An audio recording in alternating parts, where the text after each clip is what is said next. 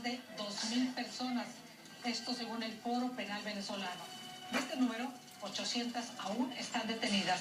La organización no gubernamental también denunció desapariciones forzadas de militares señalados de participar en las actividades lideradas por la oposición. Por su parte, el fiscal general de Venezuela, Tarek William Saab, anunció que 5 personas han perdido la vida y 233 personas han sido detenidas en todo el país desde el pasado 30 de abril. Así comienza Realidades en Contexto. Estas son las noticias de este martes 7 de mayo. Un día como hoy, hace 100 años, nace Eva Perón en Argentina. Comenzamos.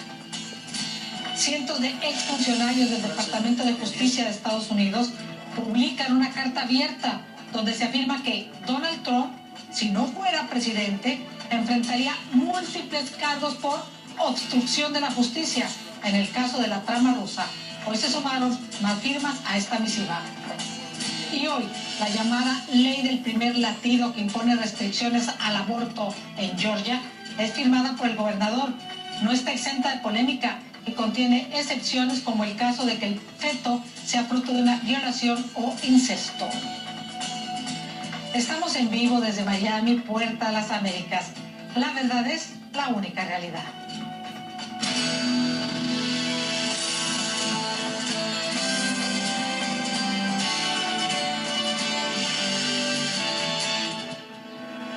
Tengan todos muy buenas tardes y siempre los estamos invitando a dialogar. Queremos conocer su punto de vista sobre los más diversos temas, como a través de las redes sociales. Los estamos esperando en facebook.com/Realidades en Contexto y por supuesto también en mi Twitter, @RamosCNN. Síganme.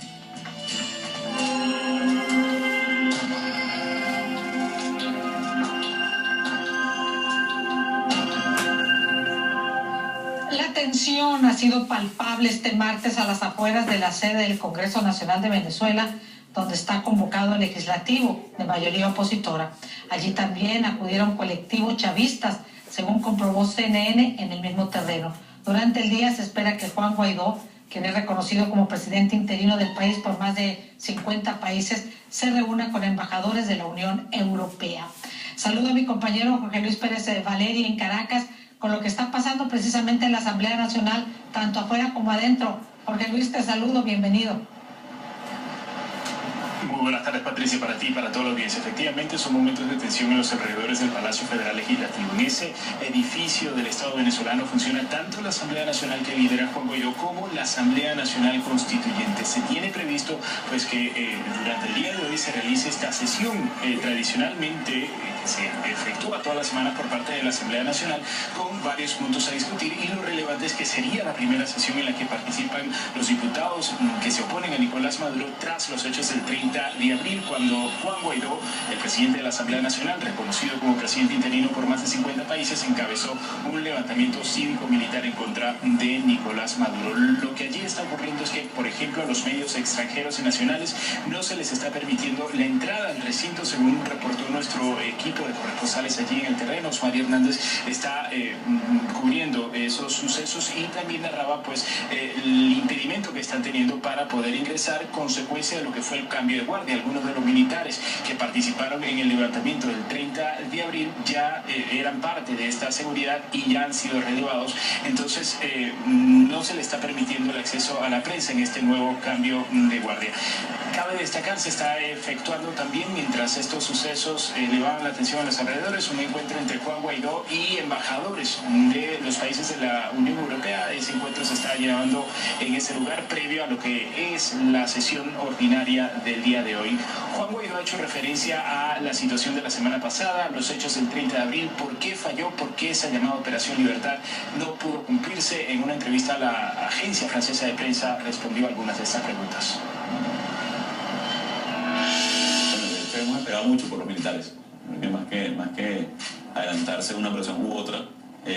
Vimos en la manifestación o la expresión de los sargentos de Cotiza, vimos la expresión de los militares en Cúcuta y vimos una nueva expresión. Más que adelantarse o atrasarse alguna operación u otra, estamos esperando que muchos más se incorporen en manifestar su descontento y que participen de la Operación Libertad, que de nuevo creo que entra en una fase definitiva al ver que el entorno cercano incluso de Maduro, él mismo no puede confiar.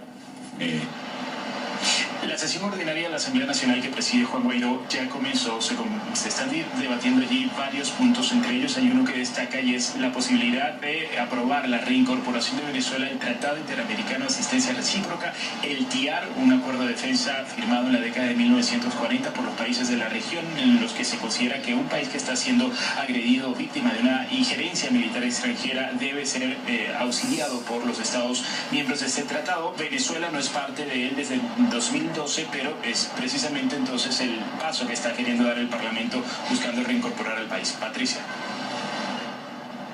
Jorge Luis, quedamos pendientes de tus noticias o actualizaciones de lo que puede ocurrir allí en la Asamblea, tanto fuera como adentro. Muchas gracias, Jorge Luis Pérez Valeri, desde Caracas.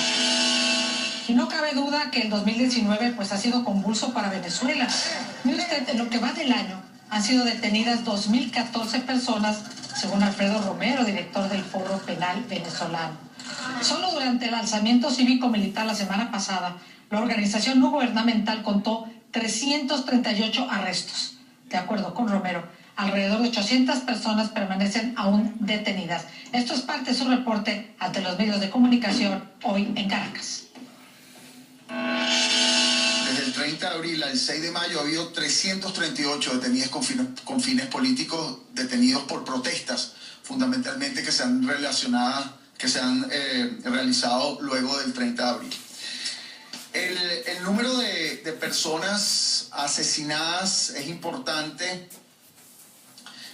no solo por el número, que son 5 personas que hemos verificado asesinadas solo después del 30 de abril, sino también por lo lamentable del número de menores de edad asesinados. No sé si fue presentado o no, sé que se encuentra en el SEBIN. Realmente le entregué fue algo de ropa allá en el SEBIN, me dijeron va a ser presentado allá en 2 horas en los tribunales militares, lo cual para mí fue una mentira, un engaño. En realidad no sé dónde fue presentado y quiero saber la actualidad, su situación y su salud. Lo otro es, le pido al señor presidente tener una entrevista personalmente con él. No quiero intermediarios, sino que sea él que me atienda, por favor. Y en Costa Rica, el denominado Grupo Internacional de Contacto sobre Venezuela continúa apostando a una salida política al conflicto en la nación sudamericana. La reunión ministerial del grupo se inauguró este lunes y continúa durante esta jornada, al término de la cual está programada una conferencia de prensa en la que participarán la alta representante de la Unión Europea para Asuntos Exteriores, estamos hablando de Federica Mogherini, y el ministro de Exteriores de Costa Rica, Manuel Ventura Robles. Este martes se conoció que los jefes de la diplomacia de Estados Unidos y Rusia, estamos hablando de Mike Pompeo y Sergei Lavrov, se reunirán nuevamente. Esto será el próximo 14 de mayo en Sochi, en Rusia. También existe la posibilidad de un encuentro entre Pompeo y el presidente de Rusia, Vladimir Putin. Esto según el portavoz del Kremlin, Dmitry Peskov. El vocero se negó a confirmar si la reunión podría ser el preámbulo de una nueva cumbre Trump-Putin. Y para hablar de toda esta situación de Venezuela en el mapa geopolítico, etcétera, nos acompaña el analista internacional David Vitán. Bienvenido, David. Gracias por estar nuevamente con nosotros. Gracias por la invitación. Gracias a ti. Vamos a ver, la salida de la crisis de Venezuela, ¿qué tanto pasa por Caracas y qué tanto pasa por negociaciones geopolíticas? Estamos hablando particularmente de Rusia y Cuba. No, ya definitivamente la solución no está dentro de Venezuela. Lamentablemente somos como un país secuestrado, una barajita importante que tiene en este momento Rusia, y la solución va a pasar definitivamente por las negociaciones que se puedan establecer entre los Estados Unidos y Rusia. Rusia obviamente tratando de proteger los intereses que tienen en Venezuela, inversiones y una deuda en su favor aproximadamente de 17.000 millones, más los negocios petroleros, construcción en el arco minero del Orinoco, donde hay materiales preciosos, coltán, oro, bauxita, carbón, etcétera, etcétera, y obviamente Estados Unidos tiene la posibilidad de ejercer influencia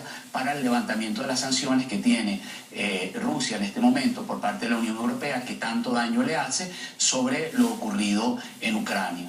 Hay muchas cosas detrás de todo esto, negociaciones con temas nucleares y cuestiones de geopolítica. Como tú sabes, Rusia en este momento maneja a través de su base de Sebastopol el tema del Mar Negro. tiene un acuerdo ahora con Siria por 49 años, con 20 años prorrogables para controlar un poco el tema del Mediterráneo, y no le caería mal, aunque no tiene la posibilidad, porque es una economía quebrada, de tomar el Caribe en este momento con Venezuela y a tener una mayor presencia, visto el acuerdo militar que firmó el presidente Mendeleev en el 2006 con el presidente Hugo Chávez para la asistencia militar en Venezuela. Bueno, entonces estamos claros que pasa evidentemente por Moscú. Ahora hablemos de la parte interna. Juan Guaidó se enfrenta al fantasma del desgaste de las movilizaciones en la calle. Son ya más de 3 meses de protestas. Vemos que las recientes convocatorias ya no han tenido la misma respuesta. ¿Qué hacer al respecto? Bueno, el problema es que Guaidó tiene mando, pero no tiene poder, como lo ha dicho bien Mike Pompeo. Sin embargo, Maduro no tiene mando, pero sí tiene poder. Definitivamente hay un desgaste y el pueblo venezolano sabe que ya no depende de ello. Yo creo que la calle lo que le dice al mundo es que definitivamente algo está pasando allí. Pero hoy estamos en las primeras planas nuevamente de todo. El grupo de contacto de la Unión Europea se reúne en su tercera reunión hoy en día en Costa Rica. El grupo de Lima, por otro lado, con la OEA ejerciendo presión. Y 2 personajes tan importantes de la política mundial, como lo son el canciller de los Estados Unidos, Mike Pompeo, y el de Rusia, tocando un tema trascendental que es de Venezuela. Entonces, definitivamente, la solución no la tenemos los venezolanos, no la tiene la calle los venezolanos. Yo creo que la oposición debe seguir ejerciendo la tarea como la está haciendo. Hoy hay en la Asamblea Nacional, por cierto, algo muy importante en el punto del orden del día, que es el tema del TIAR. El TIAR es un tratado de asistencia para la defensa de los países de América Latina. Fue firmado después de la Segunda Guerra Mundial y tanto Venezuela como Bolivia y Ecuador en algún momento y Cuba se salieron en un momento determinado. Venezuela hoy, a través de la Asamblea Nacional, de aprobarse, puede incorporarse de nuevo en este tema y pudiera en un momento dado hacer un llamado para la defensa de soberanía a través de una injerencia militar. Yo particularmente pienso que tampoco una injerencia militar o una opción militar para Venezuela es viable. Está demostrado que los Estados Unidos en ninguno de los países que ha entrado lamentablemente ha mejorado su democracia o ha habido cambios importantes. Bueno, ahora, ¿sientes que está estancado en este momento el proceso que está adelantando Juan Guaidó? ¿Enfrenta el fantasma de la división nuevamente entre la oposición? No, por el contrario, yo creo que la oposición está más unida que nunca y en este momento se hizo 3 pasos para adelante y 1 paso para atrás, porque también tenemos que tomar que hay una fragmentación definitivamente y una ruptura dentro de las Fuerzas Armadas, ¿ok? En este momento el presidente Maduro debe estar sumamente preocupado, está viviendo a lo mejor en una casa y no sabe quién lo engaña dentro de su sector más cerrado. Por lo tanto, esa fractura que ya es clara, esos militares que han saltado la talanquera y los otros miles que deben de estar adentro que por miedo no lo hacen, ¿ok? Producen una ruptura y ha hecho mucho más daño al chavismo que a la propia oposición, que está amalgamada en un momento determinado como este, y que es importante que este tema esté en la palestra del mundo en este momento, porque definitivamente se va a buscar una solución que para mí tiene que ser la que se está pidiendo realmente, que es a través de la vía electoral y a través de un Consejo Nacional Electoral libre en elecciones supervisadas por los países democráticos. Bueno, David, como lo hemos venido aquí analizando, realidades en contexto desde hace ya varias semanas, hay que tener ahora los ojos puestos en Sochi, en la próxima reunión entre los 2 cancilleres, más que en las calles de Caracas, y has coincidido como otros analistas lo han dicho aquí. Gracias a David Pitman, analista internacional, por haber estado aquí. Gracias, hasta una próxima oportunidad. Los invitamos a que participen en esta oportunidad con la etiqueta #RecCuba, numeral RecCuba. Y la pregunta es, atención, ¿qué podría hacer Cuba para contribuir a resolver la crisis en Venezuela? La pregunta en pantalla, ¿qué podría hacer Cuba para contribuir a resolver la crisis en Venezuela? Esperamos sus respuestas en las redes sociales. La administración de Donald Trump continúa invirtiendo un considerable capital político en el conflicto venezolano. Este martes el vicepresidente Mike Pence está invitado a la Conferencia de las Américas, un evento anual que organiza el Departamento de Estado, donde se espera que se refiera a las estrategias y medidas que baraja el gobierno para contribuir a encontrar una solución a la crisis en el país sudamericano. Yone Molinares está en Washington con este y otros temas. Yone, bienvenida, como siempre un gusto tenerte en el programa. ¿Y qué se espera escuchar en este foro, Yone? Pues, digamos, ya recalcar básicamente que Estados Unidos tiene todo su apoyo, y por lo que entendemos también hay varias propuestas que quiere hacer Estados Unidos.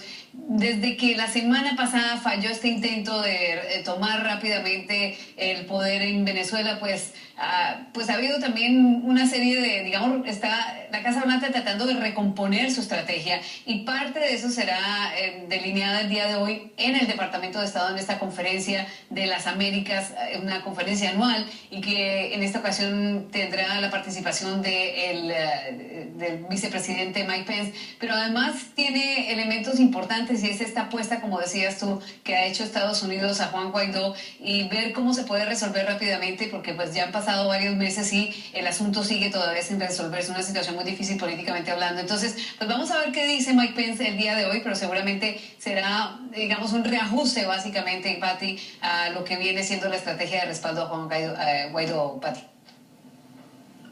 Bueno, Johnny, permíteme ahora dejar por un momento Venezuela, pasar a política nacional y hablemos de esta carta donde se habla del presidente Donald Trump con muchas firmas.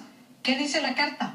Una serie de fiscales federales comenzaron un poco más de 300 y ya van más de 450 en los que escriben básicamente, Pati, les explican por qué lo que está incluido en el informe del fiscal especial Robert Mueller es una clara, clara base para poder acusar formalmente y aplicarle cargos o presentarle cargos formales a una persona por obstrucción a la justicia. Pero dicen los fiscales que la única razón por la cual el presidente no lo hace, no recibe estos cargos es precisamente por eso, porque está en ejercicio, no porque no haya cometido una obstrucción a la justicia. Y si tú recuerdas, el mismo presidente ha venido diciendo que Robert Mueller encontró que no hubo obstrucción y que no hubo colusión, pero no es cierto. Lo que no encontró sí fue colusión, pero el asunto de la obstrucción a la justicia lo dejó pendiente porque el fiscal especial Robert Mueller tiene las manos atadas. Hay una política del Departamento de Justicia que dice que un presidente en ejercicio no puede ser acusado formalmente porque puede complicar, digamos, su presidencia. Así que estos fiscales dicen, no es así. Hay todos los argumentos para ser acusado formalmente por obstrucción a la justicia, Pati. Y lo están hablando fiscales, ¿no? Gente que conoce de derecho, abogados, especialistas. Bueno, exactamente. Y sobre este mismo caso, cuéntanos mañana sobre qué se está hablando en el legislativo en torno al secretario de Justicia de este país. Estamos hablando del señor Barr. Pues este lunes se venció el plazo que le había dado los demócratas de la Comisión Jurídica en la Cámara de Representantes para que le entregara el informe sin ninguna censura a la comisión. Pero el Departamento de Justicia no cumplió, entonces los demócratas están a punto de presentarse, o sea, mañana a las 9 de la mañana se van a reunir en la Comisión Jurídica y van a votar a favor de declarar en desacato al secretario de Justicia por no presentar precisamente este informe, no por las declaraciones que ha dado anteriormente, sino porque no entregó los documentos que le pidió la comisión. El Departamento de Justicia indica que ellos siguen negociando, que no es necesario llegar a este punto, pero de aquí en adelante lo que queda es, digamos, que la relación entre los demócratas en la mayoría en la Cámara de Representantes y el gobierno a través del Departamento de Justicia pues sigue deteriorándose y esto realmente solamente se va a complicar en términos políticos, Pati. Bueno, Johnny Molinares, queda uno exhausto. Gracias. Volvemos a conectar contigo en cualquier momento desde Washington. Saludos. Gracias. Y mire usted, a pesar de la amenaza del presidente de Estados Unidos, Donald Trump, de aumentar aranceles y escalar una disputa comercial con Beijing, China enviará a su principal negociador comercial a Washington el jueves y el viernes. El Ministerio de Comercio de China informa que una delegación encabezada por el viceprimer ministro Liu He participará en las negociaciones comerciales en Washington un día después de lo previsto originalmente. El cambio se produce después de que el representante de Comercio de Estados Unidos, Robert Lighthizer, y el secretario del Tesoro, Steven Mnuchin, dijeran que China había incumplido sus compromisos anteriores, lo que socavó el progreso hacia un acuerdo comercial entre los dos países.